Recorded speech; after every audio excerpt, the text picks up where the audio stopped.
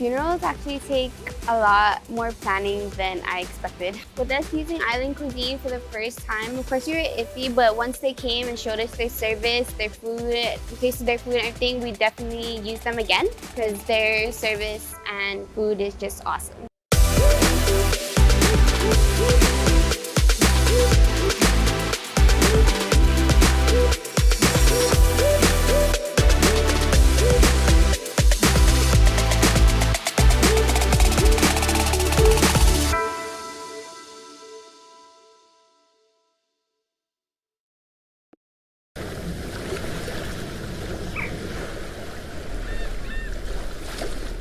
I have a question for you. Yes. Would you rather have...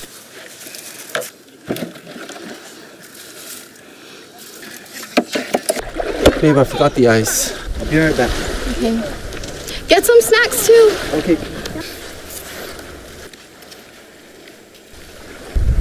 Hey, excuse me, sir. Did you forget something? Actually, yes, we forgot a bag of ice for our drinks. We're one Pobetsu. We could take care of that for you. Follow me.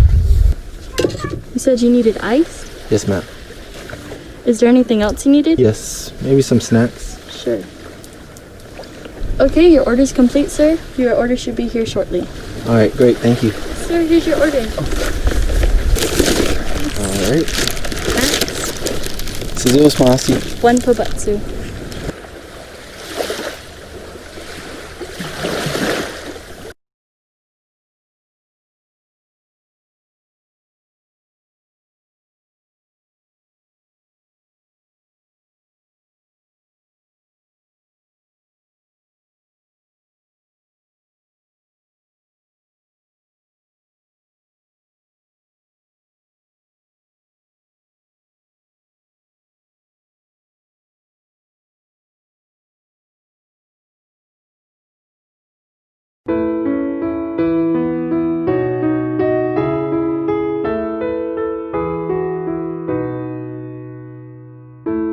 I'll ride with the horses,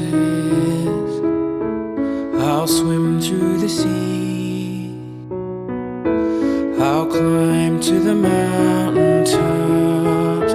Won't you come follow me? I'll take time to notice all that I see, and after I've come so far, you know where I'll be. I'll fly away, fly away, fly away, fly away home. I'll fly away, fly away, fly away, fly away home.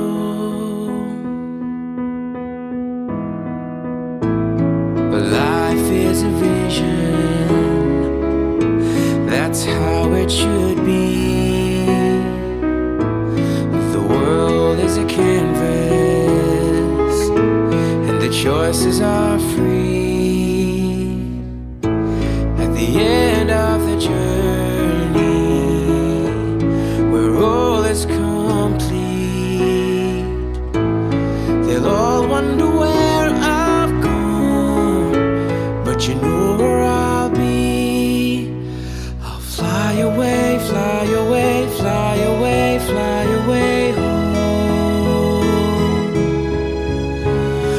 Fly away, fly away, fly away, fly away home.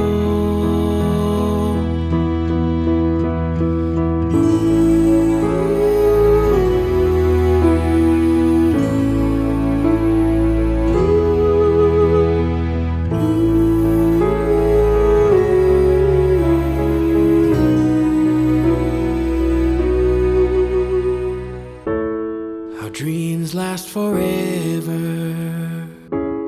for all that we know. The roads come together, and that's where we'll go.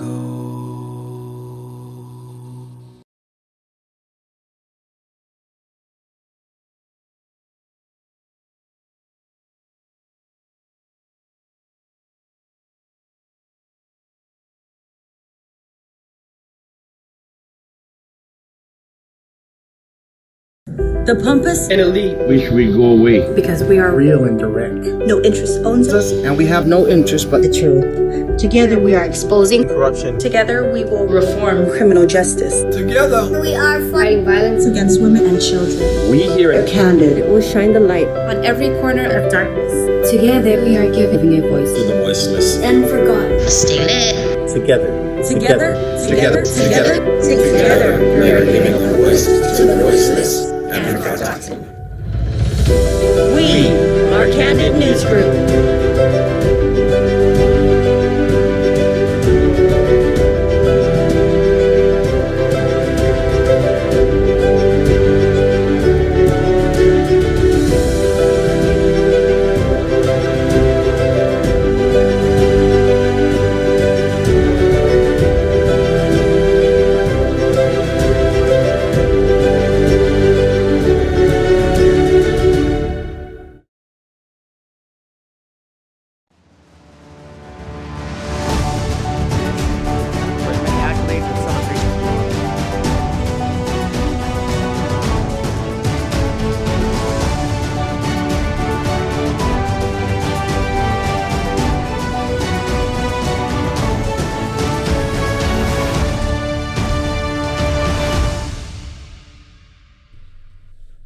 Buenas and welcome to Candid. I'm Johnny Rosario. I'm Troy Torres. And I'm Sandra Reyes Seau. Half a date, Sandra. Welcome to our studios. Thank you for having me.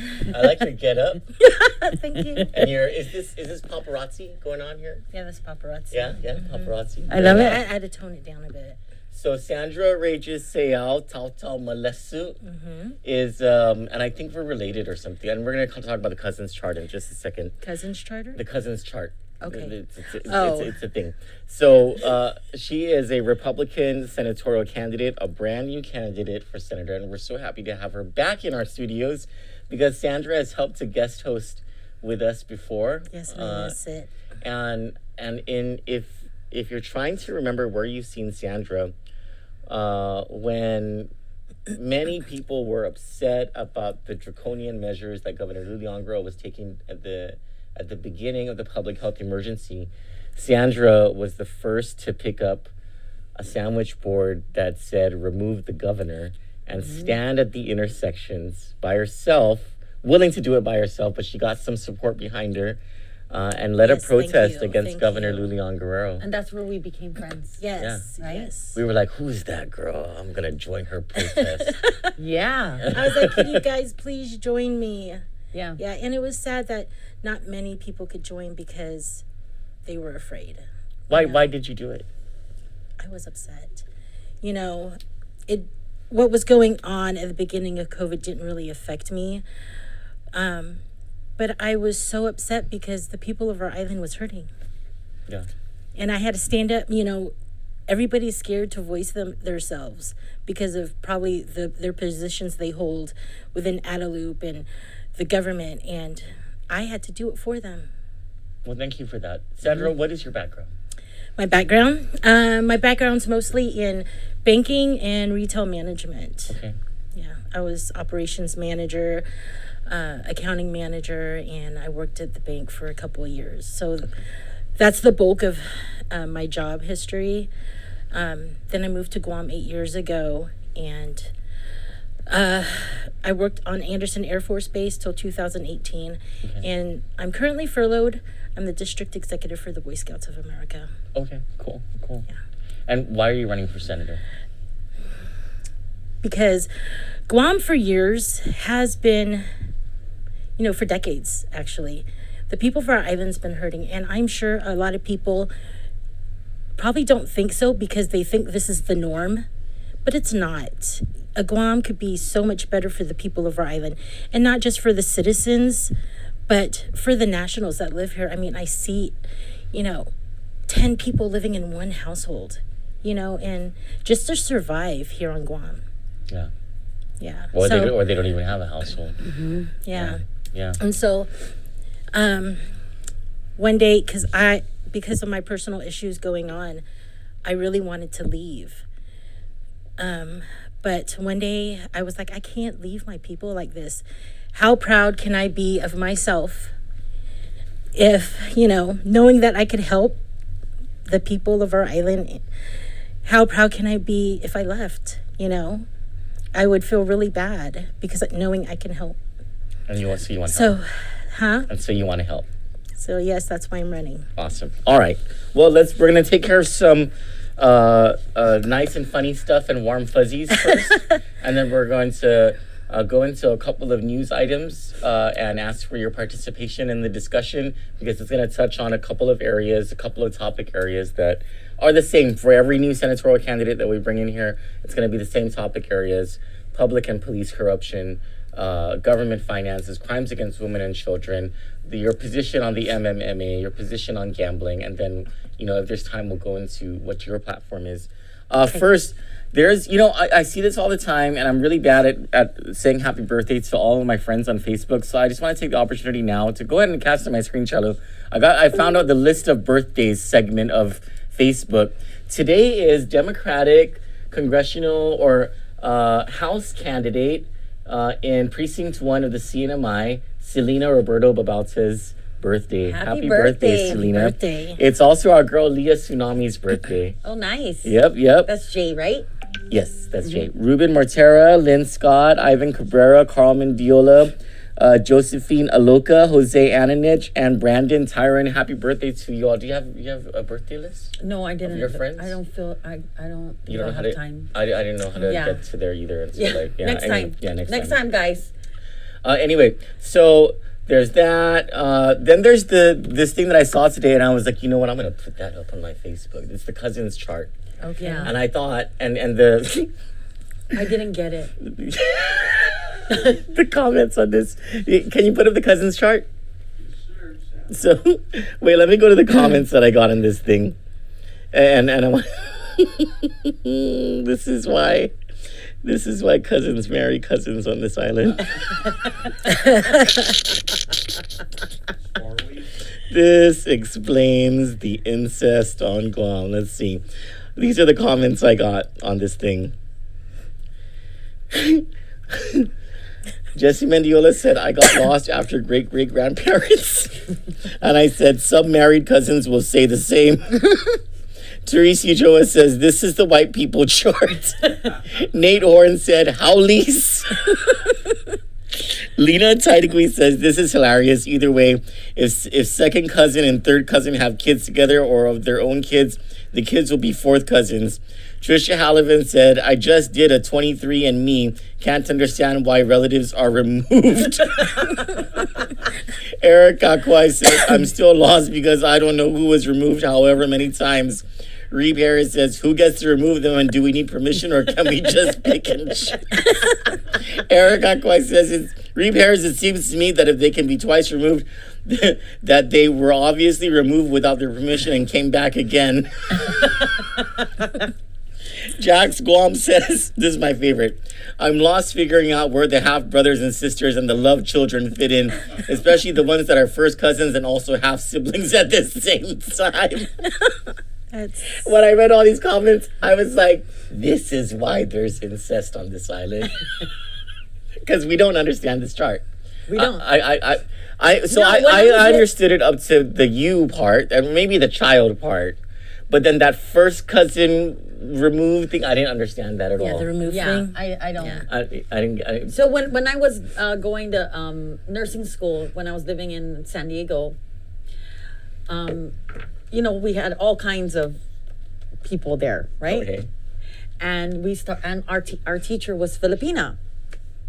So we started to discuss how your family tree goes.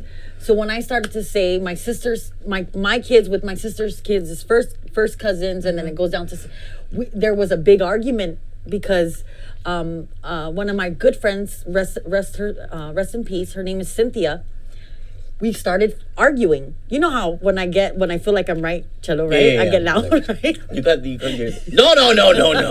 No. So they're saying that they say second cousins. They're like it didn't make sense to me. So it was a big, it's a big thing. The way we do our tree compared to others. To Americans, it's way different. So this is what my first understanding. So you would put a tree, an American tree up. My first understanding of like, you know, what's going on here on Guam was when I asked my grandma, whose older sister, her name is Maria Cruz, and we call her Auntie Tita. And my grandma's maiden name is Agnes Cruz. So my great grandfather, his last name is Cruz, right? So I asked, oh, is Auntie Tita divorced? Because Auntie Tita has kids. So, and my grandma said, no, she's married. Her husband died or whatever, right? I go, oh, how come grandma, her last name is Cruz? She said, because her husband's last name is Cruz. What? I go, grandma, so Auntie name is Maria Cruz. She goes, yes. But it is a different Cruz. So, you know, there's all different Cruz families or whatever. But that was my first introduction to Guam Families 101. And then I have a cousin, I'm not going to say her name, who was dating her second cousin on her other side of the family. And we all went to Notre Dame High School. Anyways. So Pam Duvall says, That's too close. Your daddy ain't your daddy, but your Daddy don't know. I love you guys. All right. There is video that we got in, and there are a lot of people were asking, where's that? Let's play the video, and then I'll tell you where this was. Right. Queued up. Here we go. All right. Oh my God! He hit down si Basakar. Hello, yes, are you just coming? Because right now there's Oh my God! Really bad already. Dip, you go inside. Go stay. You're gonna look out for how far Lasing. Tango 219. Oh my God! Let's go. Hey, let's go over there.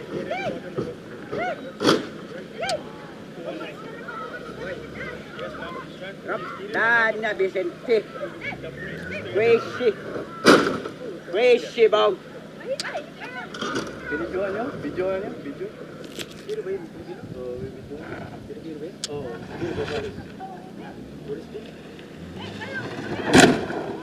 Damat karitonnya.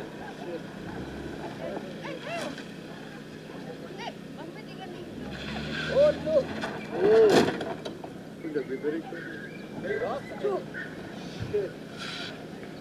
Boy, be careful dyan, boy, ah. Go.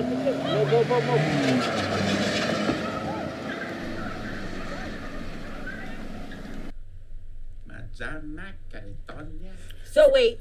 Do you think that guy was mad or mad? Mad, you know. Let Chasey Hey, Vicente. who said, okay, so I thought it was a girl until the narrator was like, that's Vicente. What I want to know is what kind of car Vicente has, because that's a strong looking car. Like it did all of that damage and it only had a little, huh? It's a Toyota Matrix. A Toyota Matrix? That is a strong car. The hood was just bent a little bit, but that was it.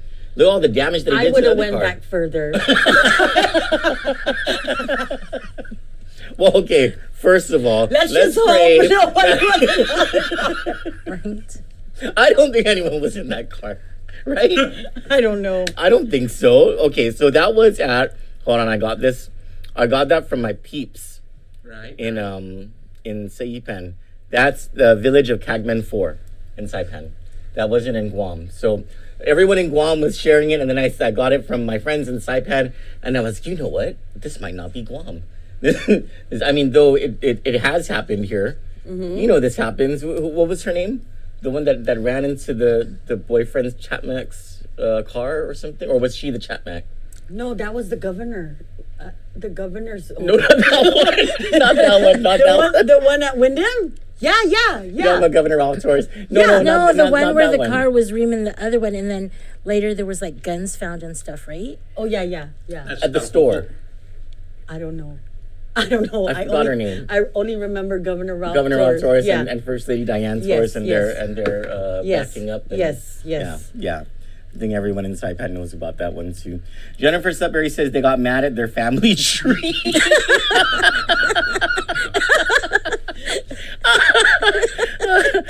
Marcus Strada says, Lania Vicente. Pam Duvall says, spontaneous combustion. Pam says familiar and toxic. Tanya Toby says it's in Talafofo. So our Saipan friends are saying that this is actually in Kegman. No, she's saying that the last one where the guy was slamming the car was in Talafofo. Oh, okay. That's what we were talking. The truck. Yeah, slamming the car. Oh, that was but the other one I'm trying to figure out is the girl at the store. Oh, that was Valine. Her name was Valine. Was Valine the girlfriend or the Sandmac? The girlfriend. No, not San Jose, Cello. It was at the store in NCS. Right there at the corner, Prim, right before you get into Estumbo. You see, and remember, she is the girl. The girl flips. And then the boyfriend gets out like, don't call the cops, and no cops come. I said, whoever that man is, I want to meet him. Taking care of business. Oh, did you get us sleeves so that we can choose which one we want? Yes, I got us some. Oh, and I forgot you were supposed to wear your Trump hat tonight.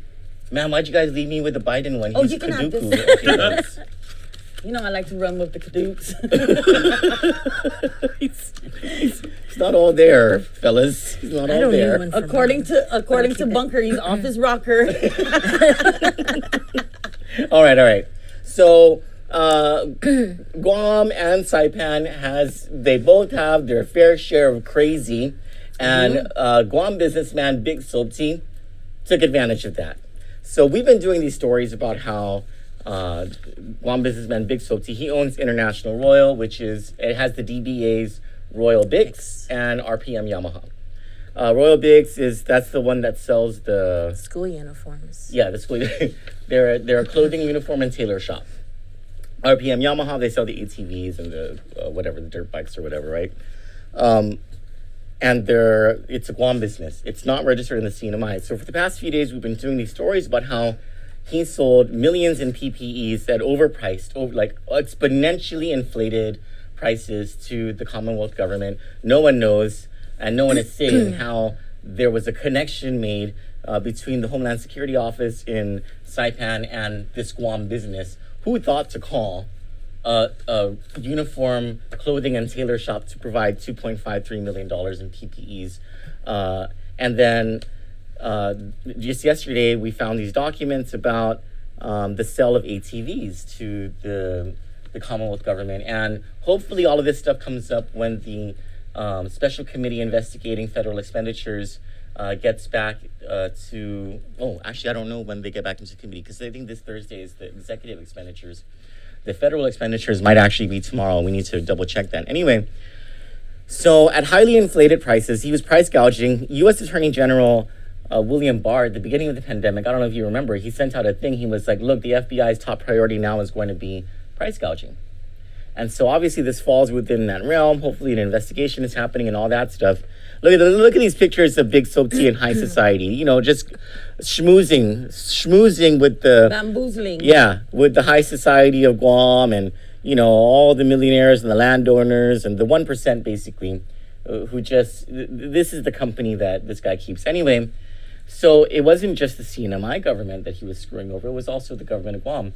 Today, the Mayor's Council disclosed open purchase orders that each mayor's office had with Royal Bigs. $1,000 for villages that have like the community centers and senior centers and stuff, and then an additional $500 per village. And some mayors used the open purchase orders, some didn't. It's not the existence of the open purchase orders already is suspicious, because why would you have an open purchase order for PPEs and medical supplies with a clothing company? That's one.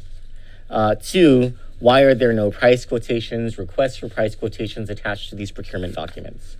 That's two. But then when you look at what they actually spent money on, Vic was doing sort of the same thing that he was doing to the CNMI. He was charging for the blue and white generic masks, $100 per box of 50, so $2 a mask. To the Commonwealth government, he charged $3 a mask. These are the masks that go for like 40 cents at retail. And, you know, if you're saying like, oh, we can sell it at a bulk rate to you, because we're going to sell you so much, we'll give you a discount. I think people who have had encounters with Bic will understand that he was probably BSing while he had his calculator with him.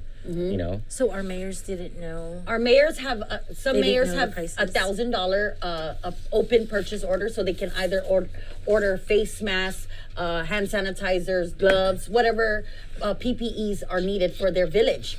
So some mayors had $1,000 open purchase order or $500, depending the size of your village. Yeah, but how did they know how much to purchase? Like, okay, I'm going to purchase like 10 boxes. How much do I have left? How did they know? Because they They know had the prices. with the limit of the open purchase order. So they did have the prices on there. And that's a good question. Did they know what the prices were? That is a really good question, actually. And there's nothing in these documents. Well, they had to have, that shows- if they only had $1,000 limit, they had to know, like, what else can I buy? Well, I mean, how did whoever, was it Homeland Security, the governor's office, or what? Because this was a sole source procurement.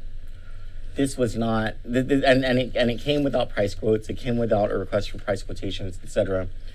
So this was Royal Bics got a contract at the beginning of the public health emergency, for supposedly $16,000. Yeah. And then they divided that between the villages. supposedly using the governor's emergency procurement authority that Senators Sabina Perez and Therese Terlahi want to curb, right, with their Bill 386. And no one can account for how this happened. And he price gouged the mayors, basically the people in Guam. He's selling those thermometers that he sold to the CNMI government for $90. He sold them to the Mayor's Council of Guam for $85. Those are the ones you can get for $11.95 on Amazon. Probably like $12.95 at Kmart. He's selling Home Depot sells them too. nitrile gloves, 100 pieces for $20 a box to the Commonwealth government. He sold it to them for $22.95 a box. So he screwed both the government of Guam and the Commonwealth government. This guy is just shameless.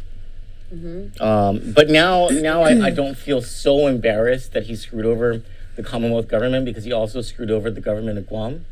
And you know what I mean? Like, it's just, hey, he screwed over both of us. So Sandra, But you more than me. So is this that's being true. taken That's to the true. AG's office or anything? I don't know if anyone's gonna do anything about it. We're really tired of writing criminal complaints here. Like, it's not the easiest thing to do. And And it really sucks that even with Miss Manzanonia, we have to figure out how for them to do their jobs. yeah, We have to apply make public pressure. amended complaints, for them to get it done. Why can't they have somebody who receives these complaints and figures out what laws were broken? You get what I'm get saying? you, And yeah. not the statute ended and that's it. No, there's other parts to the story. Yeah. Why does it take for us to write to go there? What do you feel 'Cause about they- victims that go through this? How do you? It's very frustrating for one. It's very frustrating for one. Me personally, in order to get things done, I have to go higher up the chain, because if I work with the person that is assigned to my case, I'll just stick this in the folder. No, I want you to do something about it. So you are aware of these processes that are that they don't care for the victims. I mean, it's not that they don't care for the victims. Some of them don't care about the victims. It's clear that some of them don't care. let's be honest. The person helping you in your case, per se, do you feel like they care about you? No, they're just going to put it in their fault file.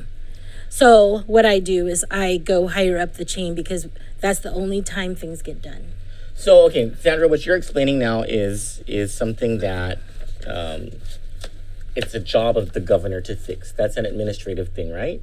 But as a senator, well, first of all, what are your thoughts on public corruption? Because clearly this is within the realm of public corruption. What is going on here with this BICS contract on Guam and the BICS contract in the CNMI? When the investigations happen, you're going to see that, there was someone who connected. Someone knows about that. Who connected BIC to the governor of the CNMI, and someone who connected BIC To the Mayor's Guam Council. Homeland Security and the Mayor's Council. because no one looked at the phone book and said, we need to order face masks. Let's call a clothing, uniform, and tailor supplier. Let's compare prices, compare prices. Yeah, but how did they know to call the tailor who does my kids' uniforms for face masks? Someone. There's public corruption. So and it's not just this, Sandra. This is just a small example of the public corruption we've seen. We've seen the health insurance contract during the Calvo administration, the Pacific Star contract and the Leon Guerrero administration, the bond for solid waste that went into the trustee account belonging to the governor's bank. Public corruption.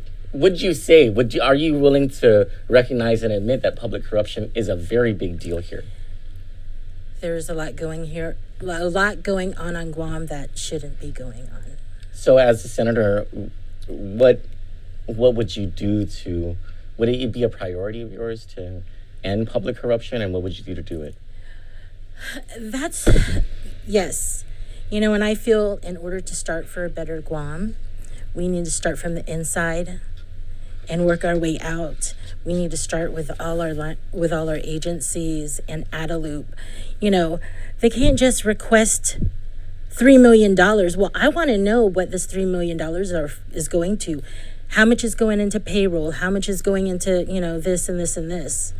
Because honestly, the legislature just finished with their budget hearings, and they do have control over, like payroll. I know you were telling Dominic that Lou could pay whoever how much she wants to, but I want to know, okay, who's her staff? How much are these staff people getting paid? Because honestly, there's some highly overpaid people. I agree. Mm-hmm. And those highly overpaid people, that money can go towards to giving somebody else a job, or reducing our taxes. Right. Yeah. What is your position about taxes, by the way? What, the BPT? With the gross receipts tax, the business privilege tax. Well, from my understanding, it was raised temporarily to 5%. So if it was temporarily, why is it an issue now to reduce it? So what you're saying is you would vote to reduce it? Yes, I would. Okay. Oh, cool. Very cool. Thanks for answering that. So what I think I'm hearing you say is you're going to ask a whole lot of questions. Oh, yes, Senator. Definitely. Because when I was an accounting and operations manager, I expected my people, they're like, oh, this is our number. And I'm like, well, how did you get to that number? I'm always about proving to me. Tell me how you got there, Yeah. Do you think our legislature could use a whole lot more of that right now? Yes, because from my understanding, they did ask a couple of the budgets that came through. They needed to be revised. But, I don't think they dug deep into everything that was being requested and just passed it through. I think you're being nice with your words because we've spoken before, off the record, and you've been very upset. I have with been how very our upset. Senators. Yes. Let's have that come out. I want our audience to see that come out. No, because when I get upset, I get very emotional. Okay. So I'm trying to control myself. Yes. Fair enough. Okay, there's another story that we put out today, and it's a continuation of the series that we're doing on Rachel Manzanonia's story. And well, first of all, your thoughts on the Rachel Manzanonia story. Okay, so from my understanding, they let it go because of, what is it? Statute of limitations. So, there's several cases here on island, and I guess because, is there a difference between the statute of limitations compared to all these other people reporting rape, but they're suing? Yes, the big difference. So there's a big difference. It's civil versus criminal. That's it. So, according to the Constitution, the legislature cannot make an ex post facto law. So, for example, if the last time Raymond Manzanonia raped Rachel Manzanonia was December of 2010, and the legislature removed the statute of limitations 3 months later in March of 2011, the legislature could not have affected the statute of limitations in place the last time that the rape occurred. I do disagree with the statute of limitations only because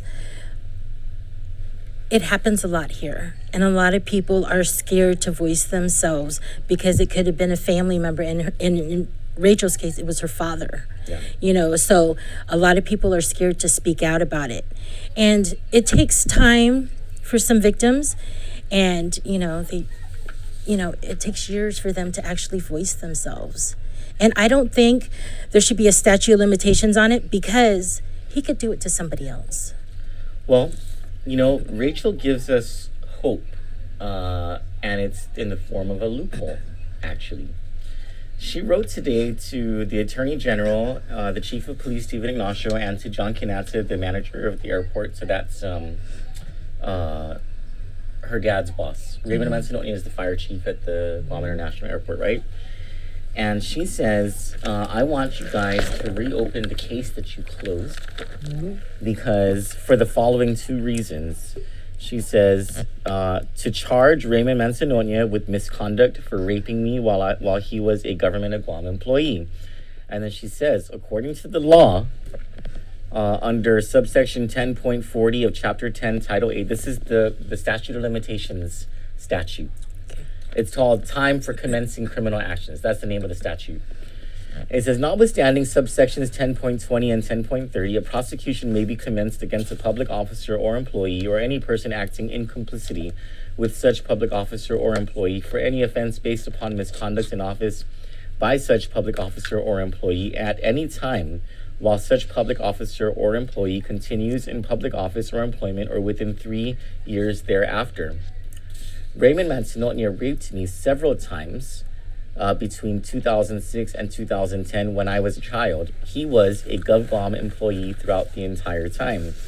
Throughout the time period and for years beyond, Raymond Manzanoni used both his position as a high-ranking public safety officer and his political and personal connections to threaten me from reporting him.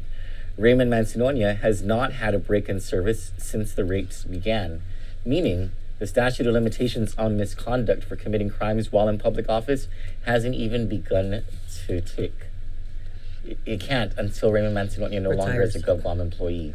Okay, so what does it matter if he's a GovGuam employee? How about if he's a McDonald's worker?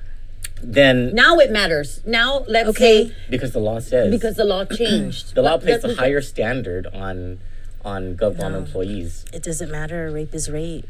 So, but what Johnny was saying, she's right. Now, ever since March of 2011, there's no statute of limitations on child rape. There's none.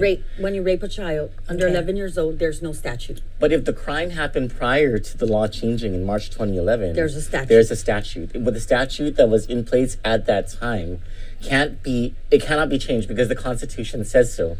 The Constitution says the legislature cannot pass an ex post facto law, which means you cannot bring a criminal action back to a statute. You get what I'm saying? Okay, so this is my thinking. Can I just interject here? Why did it take this woman who's been through so much?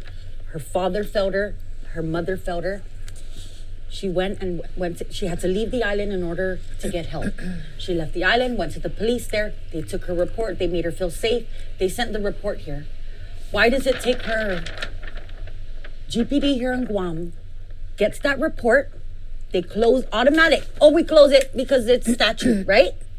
When it goes to the AG's office, why does it take Miss Manzanoni to have to figure out the laws for the AG's office and say, okay, I understand the statute is over. What about this official misconduct?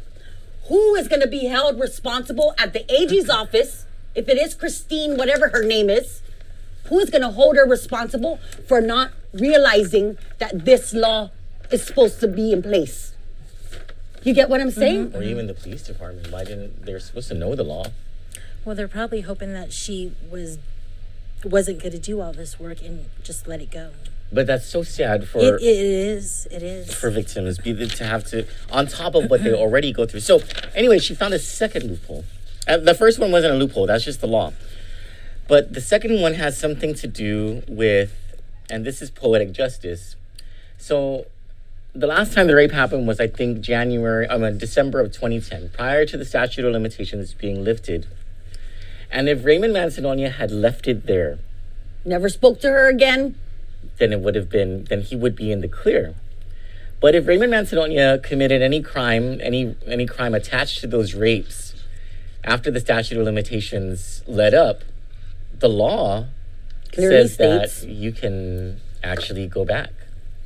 And so Rachel explains that to the AG and to the police chief. She says she wants to charge Raymond Manzanonia with raping me based on subsection 10.60 of Chapter 10, Title 8. She says this subsection of the time for commencing criminal action statute prescribes when an offense is committed, quote, an offense is committed either when every element occurs or if a legislative purpose to prohibit a continuing course of conduct plainly appears at the time when the course of conduct or the defendant's complicity therein is terminated. Time starts to run on the day after the offense is committed. The last rape occurred days before the legislature removed the criminal statute of limitations on rape. The elements of the rapes all fit charges for first-degree criminal sexual conduct or child rape. Raymond Manzanonia's course of conduct and complicity continued for years after the rapes, when he repeatedly stalked me and threatened me not to report the rapes. Smart girl, huh? The legislature's intent in the enactment of the statute at subsection 10.16, based on its finding that, quote, child sexual abuse survivors often are disabled from revealing abuse at the time they suffer it and for many years thereafter, unquote, in, quote, abolishing the statute of limitations for the criminal prosecution of perpetrators for sex crimes against children, unquote, was to, quote, protect children from sex crimes and the kind of suffering already being endured by victims who are denied justice and relief under the current legal system, unquote. This law and this legislative findings and intent was enacted on March 9, 2011. So Ms. Manzanonia goes on to state, I was that victim already suffering from the rapes I endured at the moment this statute was enacted. The legislature's purpose in passing that law clearly was to stop my suffering. But because of Raymond Manzanonia's continuing threats against me as a minor living in his house, I continued to suffer anyway, and to suffer at and after the time the criminal statute of limitations on child rape was removed. Which means, yes, it happened in 2010, the rape. He still threatened her. The first time he threatened her after that, after the rape, she can bring back that rape up. So let's say 3 years passed by, she's living him, he never said anything to her, and then he threatened her again because he noticed she's going out with her friends, like, who, are you telling anybody? I'm gonna hurt you. Your right? uncle's gonna hurt you. Your uncle's gonna hurt you, because his first cousin was a head something in the police department. His brother's Boom Manzanonia, he was someone in the police department, so he was threatening her way after the statute was lifted. So what that law means, she gets to bring that rape into that because he was threatening her. Now, this is the part where I want to ask you the questions, because the threats, this is where we need to focus on is the threats. He didn't just threaten her with, I'll hurt you. He also threatened her with, my brother is police officer Boom Manzanonia. My first cousin is high-ranking police officer Ken Manzanonia, who currently is, if I'm not mistaken, a Republican candidate for mayor of Inarajan. If I'm not mistaken. What's his name? Ken Manzanonia. Okay. Used to be a high-ranking police officer, retired. These people, according to Rachel's story, used their police power to keep her down and deny her justice. First, her father to rape her, and then, so this is an issue of not just public corruption, but worse is police corruption in the worst kind of way, because it involves a father allegedly raping his daughter. Sandra, is this going to be a priority for you, the cracking down of police corruption? And what would you do if it is a priority for you? There's corruption everywhere. and not just the police department. It's just corruption everywhere. And you know, there is more good people than bad people. And to be GPD, who should have integrity, you know, doing the right thing even when no one is looking, you know. Sure, but corrupt police officers get their power from the politicians who enable them. So, for example, Ken Manzanonia flourished in the Guam Police Department because he was cousins with and very good friends with Lieutenant Governor Reyes Seau, who was the head of public safety. And the relationship that Reyes Seau had with Ken Manzanonia and former police chief J.I. Cruz, who is running as a Republican candidate for senator, led to a whole lot of abuse, a whole lot of police corruption that was sanctioned by the administration at the time. And it included the Mandania Drug Task Force, it included the theft of property, the stealing of drugs, money, all of this in local court files, in these property. There's so much evidence of it having happened. And if there's evidence of all this going on, then people need to start being held accountable. So what would you do to hold people accountable? Well, first we got to have all the proof, you know, and I don't know, bring it to the attention of those I guess the AG's office, you know, it has to be brought up to someone's attention who could do something about this and take care of these people.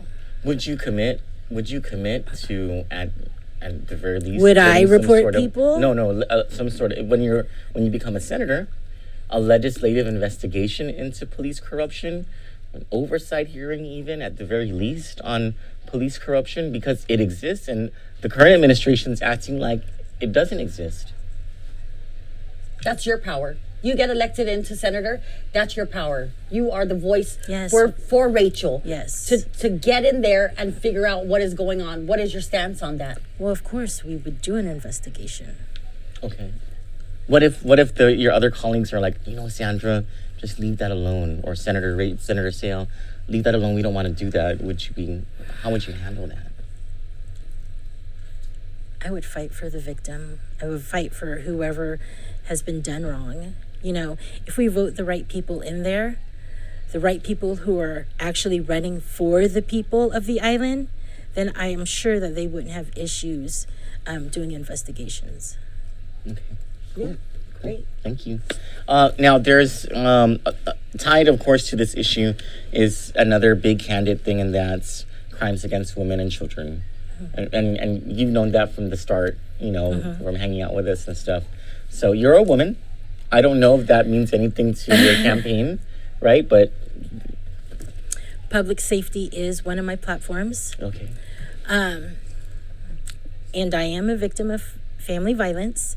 You know, a lot of people say concentrate on that because you're a single mother. You are a victim of family violence, but that's not why I'm running. Okay. You know, but that is on my platform. Okay. Because victims have to live with this for the rest of their lives, you know, on a daily basis. And the judicial system seems like they protect the criminal more than they do the victims. And it's very frustrating family violence cases shouldn't have to take months or years to you know, close. And it's frustrating. And when the person violates their conditions of release, and I don't understand, okay, the judge sets all these conditions for that person so they could be out free doing whatever they want to do, but yet when they violate that condition of release, don't do it again. You're talking about violent crime offenders. Mm-hmm. Family violence. You know, actually, I think we have a lot, all right? There's actually 7. And that is sad because just today? This is like almost on an everyday basis. Yeah, well, we have 7. You know? Just today. Family violence. And it just escalates. Most of them there's a lot. Okay, I'll save that one for last because that's the worst one. Mm-hmm. Let's go with, who's this? Noel Guerrero, Prim. On August 1st at approximately 3:30 p.m., officers responded to a report of a disturbance at a residence on Padre Palomo Street. Officers met with the victim, whom they noted as being distraught and crying. The victim stated that her ex-boyfriend, Noel Guerrero, had hit her and was requesting a medic. The victim stated that the defendant had accused her of being unfaithful and began to yell at her. The defendant then wrapped both his hands around her neck. The victim tried to push him off, and the defendant let go and slapped her, which caused her to fall back. The defendant then left in a white 2010 Toyota RAV4. Officers met with the defendant, who stated that he and the victim had been dating for 8 years and had 5 children together. He indicated that he'd been arrested in 2019 for assaulting the victim and was on probation in that incident. The defendant stated that he reached over to the victim to get his keys, and she started to shuffle, and the heel of her foot hit his chin area. The defendant stated that he placed both hands on and pushed down on her neck to hold her down, but did not intend to choke her. After grabbing his keys, the defendant indicated that he swung his left hand to block the victim's hand, and both hands hit her in the face. Based on the foregoing, family violence and violation of a court order. How do you not intend to choke? Like, Yeah. No, but he has a history of hurting her already. There's a violation of a court order. Why is he out of jail? yeah. Why isn't he That's in exactly jail? what you were saying, right? Mm-hmm. Here we go. On this one, there's 4 separate reports. On or about June 20, GPD officers responded to a assault at a residence. They interviewed the victim. The victim informed officers that she had been assaulted by Wayner George. The defendant, prior to calling the police, she reported George had threatened her while holding a knife. He had told her that he will kill her and her parents. On June 21st, officers responded to a complaint at the same residence regarding George. A relative who witnessed the report had returned to the who witnessed the incident, returned to the residence and got into an argument with the victim inside the residence. He had picked up a broom handle and threatened the family, whereupon the victim slapped George. George left when the police were called.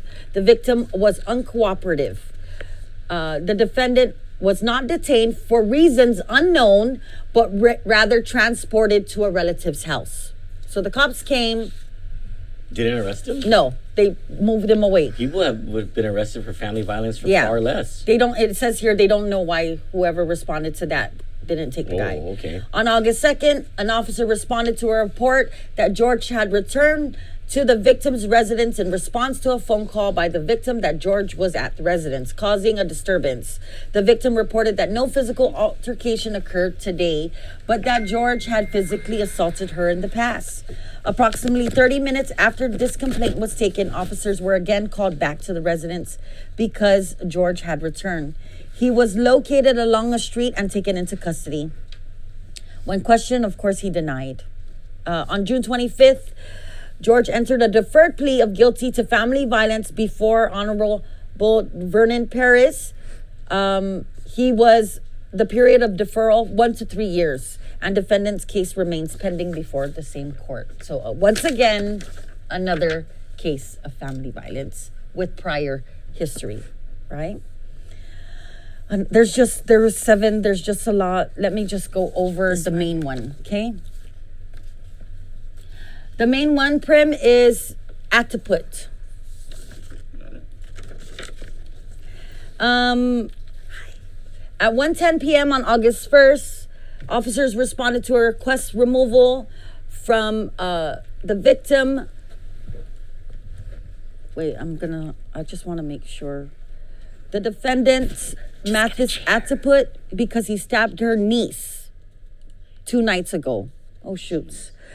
Officer Ibanez with the witness who confirmed that 2 nights earlier, Matheson came over and was highly intoxicated when he stabbed her once on the outer left thigh.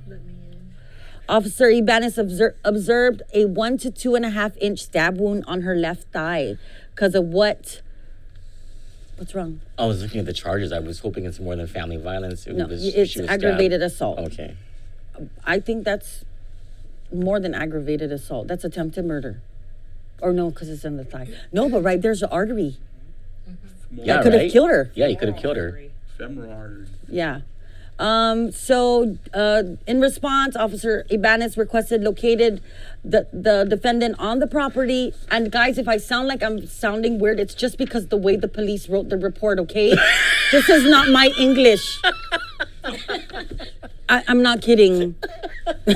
Based on the foregoing, had to put with the following: aggravated assault and special allegation of possession or use of a deadly weapon, aggravated assault, 3rd degree felony, and family violence. Well, he can go to jail for a long time. Yes, yes. Was he? Let's hope. I wonder if he was released. I don't know. I don't know. But there's 7 cases just today alone. So is crime one of your big platform things that you were saying? Yes, yes. Okay, so what would you do to because obviously when it comes to drug defendants, the police, I wouldn't even say the police. It's more like the justice system as a whole wants to throw the book, especially when they want to make an example of someone When or do whatever. they throw the book? They don't care about people's safety more or than, lives. More than violent crime offenders. Our judicial system is more about material things. If this past year, two guys, one robbed a person in Tumon, and another guy robbed an older lady, didn't touch her. One got 40 years and the other one got 20. But with these people who commit violent crimes against people, their own family, they don't get, not strangers. Yeah. There needs to be more. These people need to be held accountable and serve their time. So people's how lives would you do and that? safety is more important than material things. So how would you start to Yeah, change I up guess the criminal through. justice system? I guess starting since they release all these people on a daily basis, they spend 24 hours in jail until their hearings are being heard. If there is a violations of their conditions of release, those probation officers need to start doing their jobs, and no, but it's not the probation but officer they do that let them out. I know, but It's the judge. But no, the probation officers need to do their job as well. Well, okay, but what you're explaining is a function of the court system, which a senator. So, as a senator, what would you do to begin to see the shift in how the criminal justice system responds to certain what you're saying is violent crimes should be treated with more weight than nonviolent crimes, Yes, right? yes. So are there laws that you would change or oversights you would have or like a discussion that you would bring? I would totally bring it up, but I'd have to research what the laws are right now. The laws suck right now. We need stiffer penalties. Apparently, because it doesn't seem like these people are being held accountable. And and when people do commit crimes, whether it is against people or robbery or whatever, I do agree on deportation. Okay. I do, because we don't need these people on our streets. You're here for a reason. You're here for school or you're here for work, right?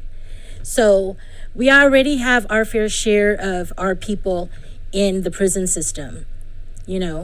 Once these people serve their time, they need to go back home because it's going to happen again. If they commit violent crimes against people or robbery or whatever, they're going to do it again. So to be fair, we asked Frank Leon Guerrero, he was a Democrat, right? Some questions about Lou Leon Guerrero, and we asked Dominic Hernandez some questions about Eddie Calvo and the Calvo people running in the Republican states. So now we're going to ask you the same thing. The same kind of thing is, we're aware that former Governor Eddie Calvo has his clique running for the legislature, mainly the returnees, not all of them, but most of them, meaning former senators who are running under the Republican slate. How can you assure our viewers that you are not beholden to this faction of the Republican Party? I'm my own person. I'm very independent. I do. The people in the Republican Party, not just them, the Democrats. Whenever I have a question, they're there to help me answer the questions or whatever, and I'm very grateful for the help that I've been given. But I'm my own person. If I don't agree with something, I'm not going to agree just to agree. If I think it's wrong, then I'm not going to. So you're not going to be a party loyalist? I'm Sandra Reyes Seau, Nice. and I have my own ideas Nice. and my own thoughts, and I'm not going to let no one, unless they have good reasons and convince me, I have my own mind. Very good. What's your position on gambling? I'm against it, especially right now during COVID. I'm against it. What's your position on the Medical Malpractice Mandatory Arbitration Act? Okay, healthcare is on my platform. Because I've personally been affected with this. And I feel that it's sad that our doctors here will let us suffer. I mean, I suffered. I was like practically bedridden for a year, because they refused to run tests over again and over. They go, well, your tests come out fine. And I'm like, well, what am I going to do? And they go, what do you mean? And I'm like, I'm still in pain. They're like, really? And I'm like, so, and then I tried to get into a second opinion with a very well-known doctor here, but I was denied. So I had to get with my insurance company, and it's sad that we have to go off island to seek medical help. And honestly, I am scared to be seen here. I had an appointment in the PI in April, and there's simple procedures when they have to take, because I have endometriosis and I have some type of food allergy because my stomach comes out to here, and it's very painful. And they need to take a scope down to my stomach. And my parents are like, Sandra, you're having simple procedures done. I'm like, no. Because when they couldn't find out what was wrong with me, they go, well, we're not going to run tests again, but we'll open you up. We'll do exploratory. Okay. We'll do exploratory surgery. And so when I wake up, they go, well, we didn't find nothing, but we took your appendix out. There was nothing wrong with it, but we took it out to save you from appendicitis. And for them to stick something down my throat, I'm scared they might mess it up and I won't be able to talk anymore. I am So what do scared you think to be. do you think it should be repealed? Do you think they should? Yes, I do, because I feel that it's unfair. Majority of the people on our island, make $8.25 or whatever minimum wage is.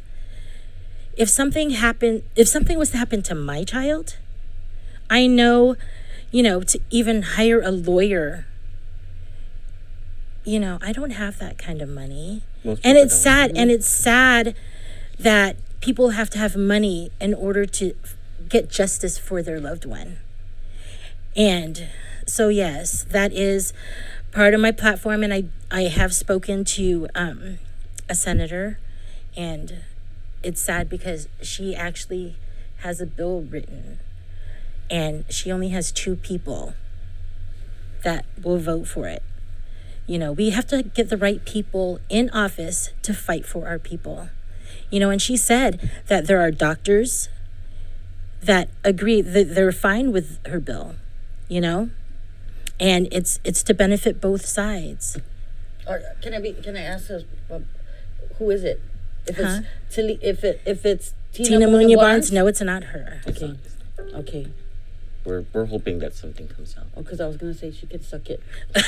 No, I heard about that, and that how she wanted to use Asher's name. Yeah. Yeah, I heard about that, but it's not her. Now that we've broached the subject, I don't know if this is going to be unfair, but what do you think of Speaker Tina Munoz Barnes' leadership? Well, when I first started watching the sessions during COVID, she was you know, I don't know. I was like, dang, she's stinky. You know, like her attitude towards, you know, the other senators. It was towards Hello, right? Was that what it was? I remember. I think it was. I don't know. It was that session. It was towards Hello, right? Yeah, it was that session. And Hello was like, Madam Speaker, Madam, and she was like, be quiet. You're out of order. I think I know what you're talking about. Yeah. Yeah, I mean, yeah. What else is on your platform, Sandra? My number one is transparency and accountability. Why? Man, we got to fix our island, and we have to start from the inside out. Okay.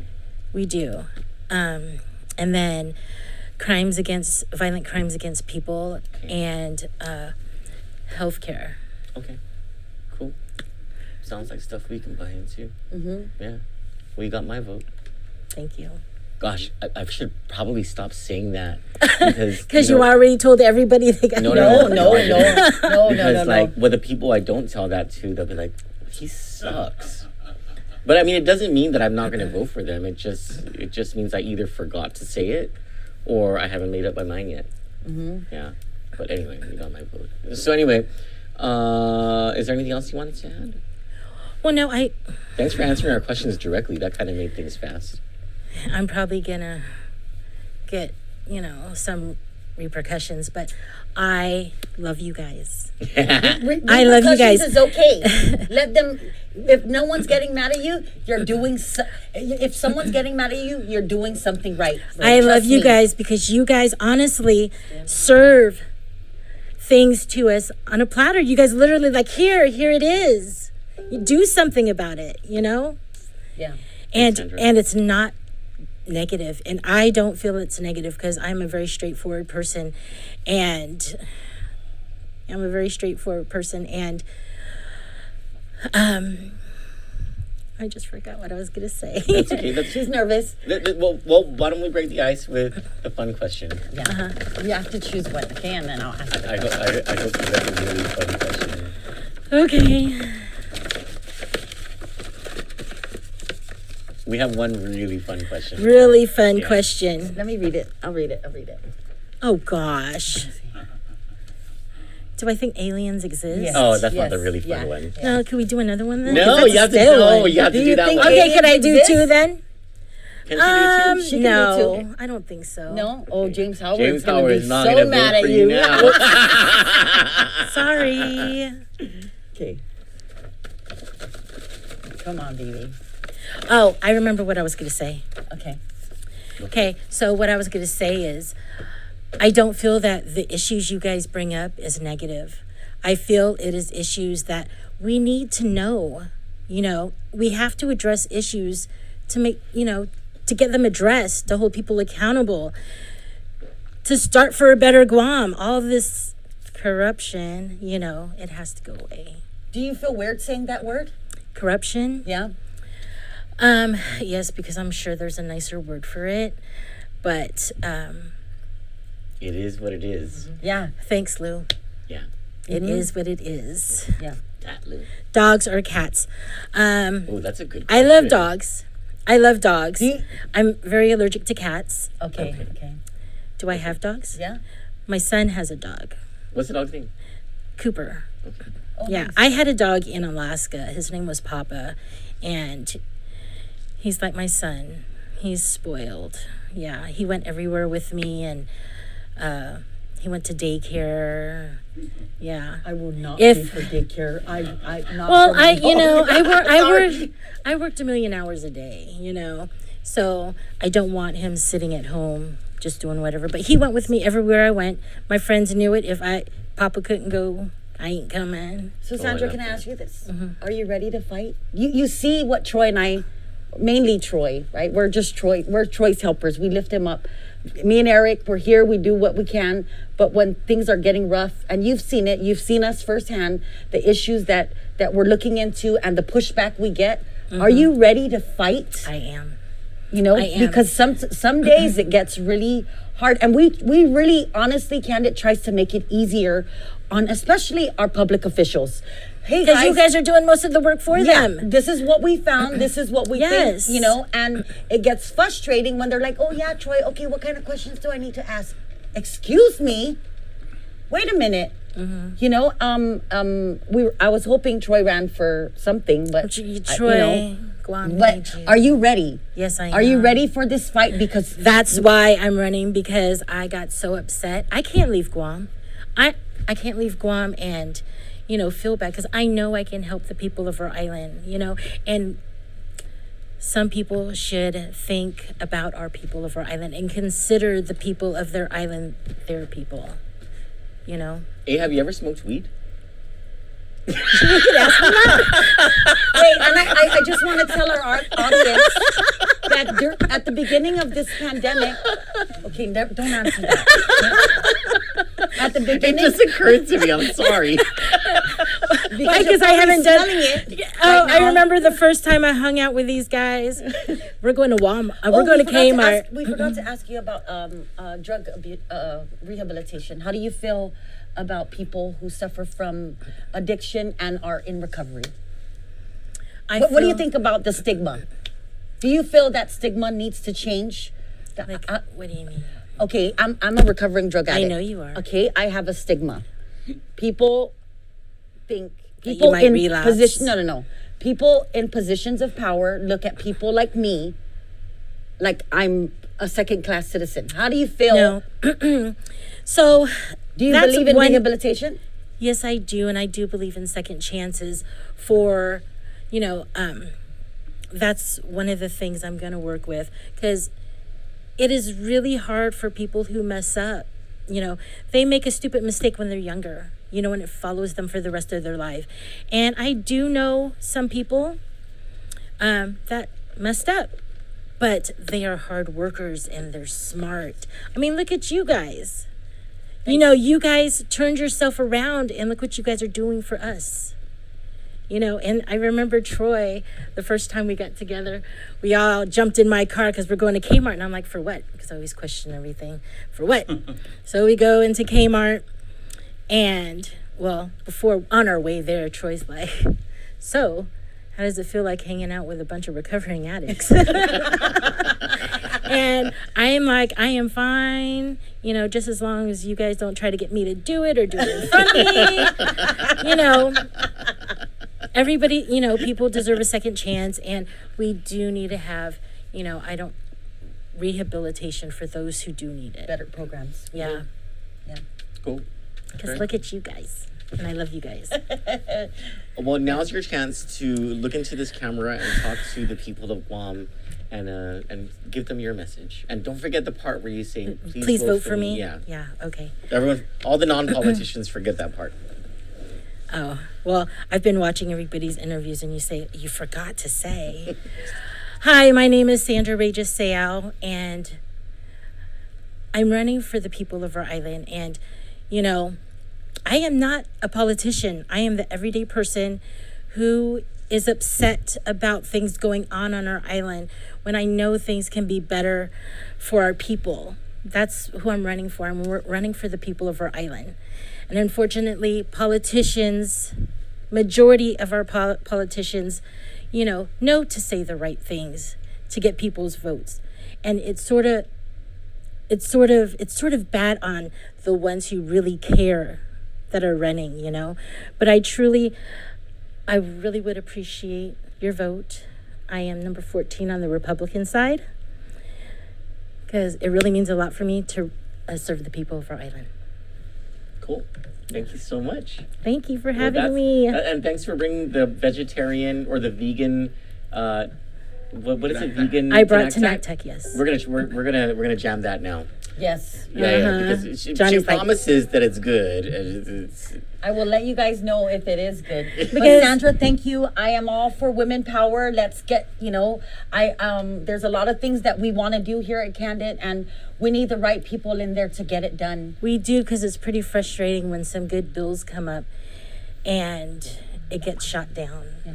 You have my vote, Sandra. We have to have the same people with like minds who actually want to run for the right reasons, which is the people of our island.